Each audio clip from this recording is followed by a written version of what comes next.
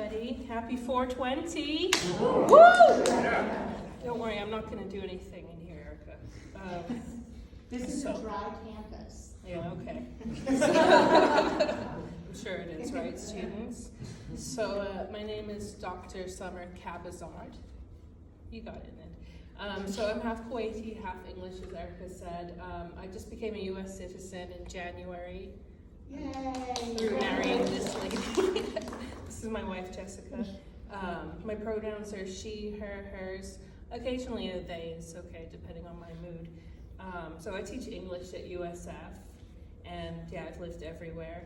I just want to thank you all for being here today and for listening to my poetry. And thank you especially to Erica for inviting me. This really means a lot to me.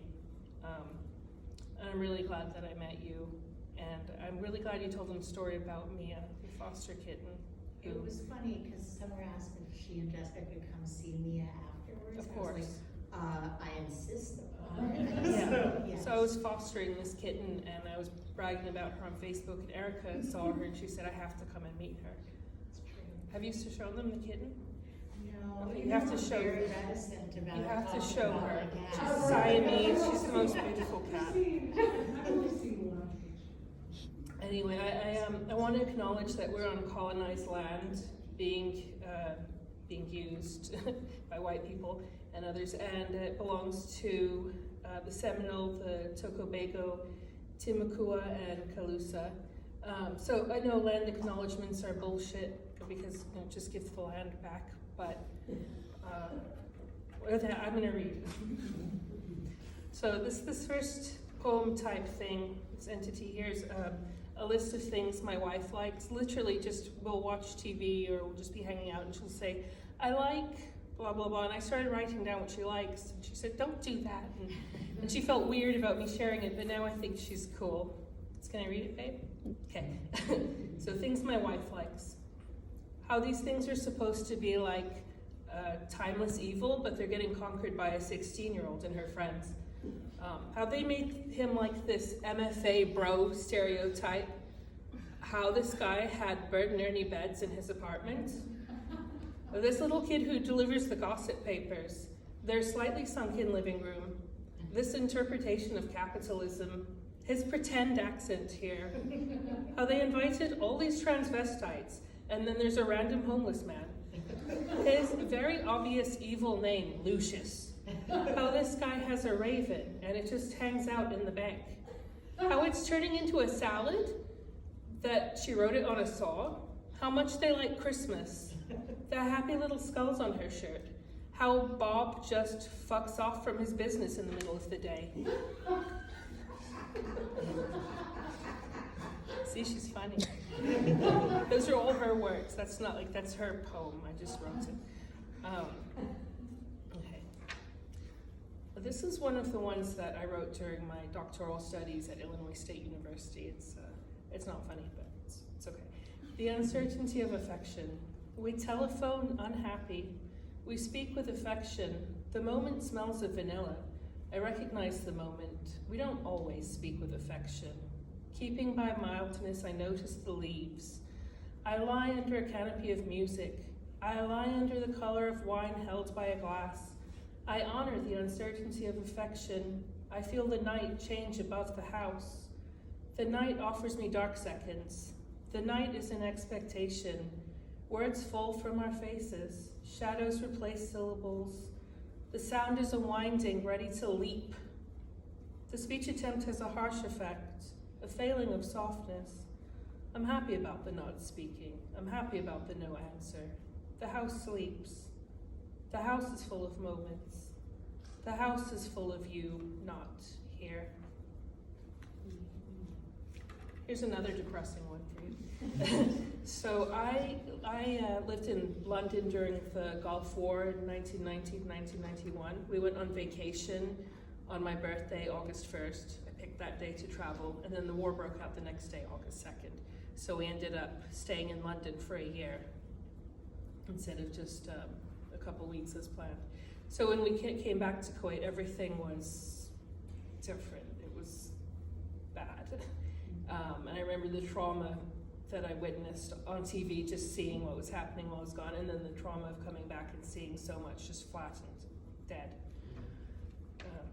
Okay. We returned to Kuwait after the war, to screaming, mushrooming black clouds. The darkness infects us all. The odor of corpses rots through the desert. The air is not fit for breathing. I would rather breathe water. The buildings are flattened. The land and the people are filled with empty orifices. Some the Iraqis hanged by the feet, sheep, their expressions twisted.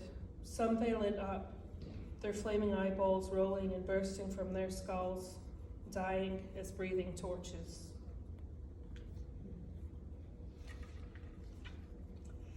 Fighting responsibly, this is just about being in relationships and trying not to be a dick, I guess. Fighting responsibly. Buy her coffeehouse cappuccinos even days you can't afford them. Show her your scarred wrists and dream of her body each night. You try to love her responsibly, but syllables will fly out of your mouth in a wine-fueled scene eventually. Syllables bloody like meat, teeth, rough. It'll be a contest to see who can fight and fuck the hardest. You will retch till you heave air, till you're quivering on the cold bathroom tiles, pressing your face into the floor. And she will stay with you because she loves you too. Some more depression for you. My father. Cut it and burn it and keep the ashes a secret. No, these amputated hands are not mine. Wings plucked off a bird, a tail cut from a dog, while men laugh at the pain. Please, can I be in another place from here? Can I still learn softness? Sheep skulls, the smell of blood. Let me cry in my mother's arms far from here. I want to create things that are not evil. I want to find a way to be good.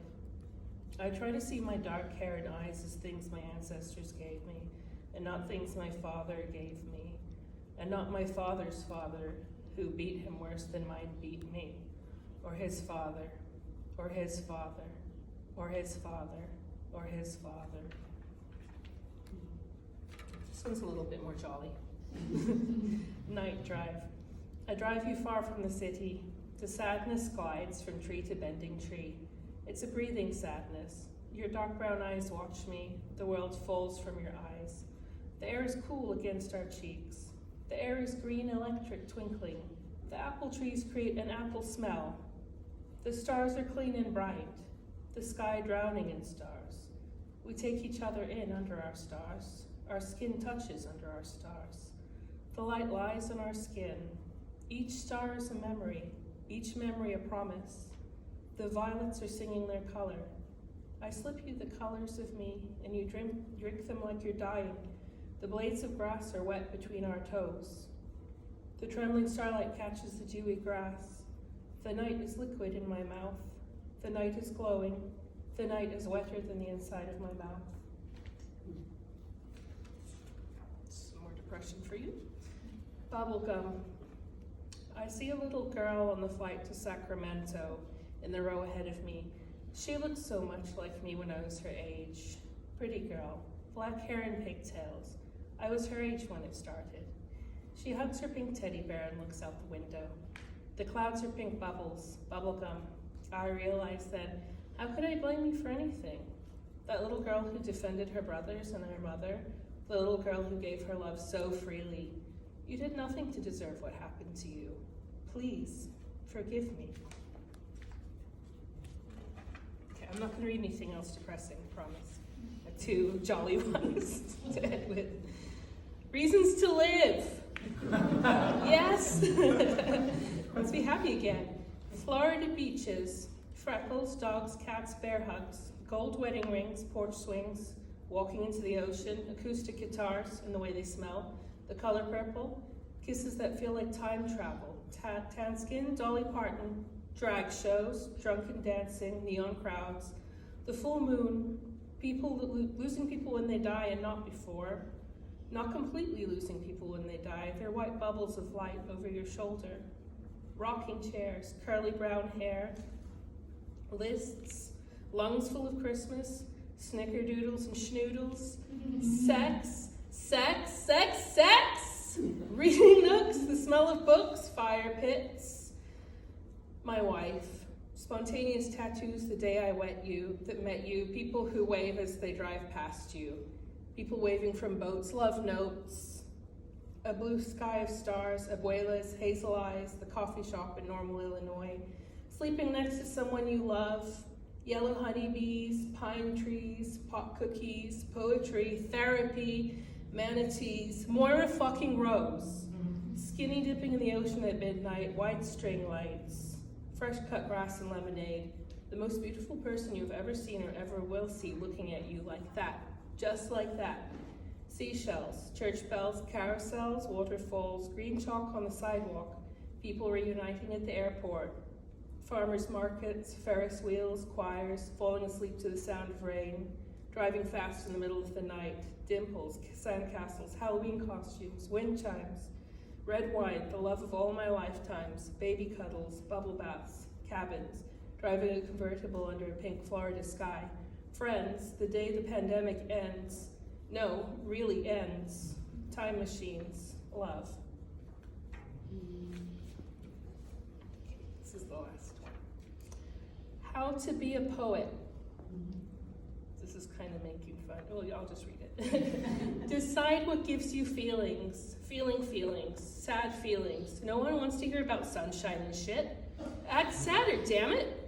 When someone asks you a question, answer like, my soul is black and bitter like coffee and darkness. Now go to Starbucks and bang that keyboard loud as fuck. That way people will know that you are a writer. Don't revise, because fuck revision, right? Your first draft was perfection. You are perfection. Oh, and don't proofreading. Proofreading is for the weak. Go to your high school reunion, put on everyone's name tags and say, I am all these people. Go to a poetry reading. Make the audience feel the things you want them to feel, or whatever, as long as they react. You want attention, right? Why else would you do this to yourself? And when you read emotion, do it. Flap about and scream like a dick. Walk off that stage. Do it again, asshole.